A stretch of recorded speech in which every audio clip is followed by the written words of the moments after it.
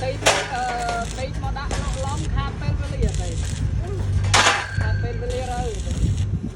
bạn bỏ lông cái đánh mò đánh đạn ra đây không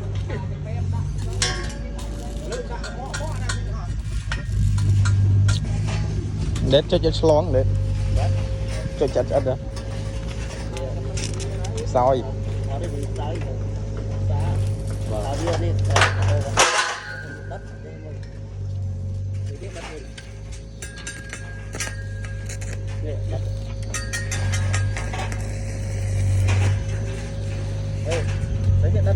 và nắng đang hết đang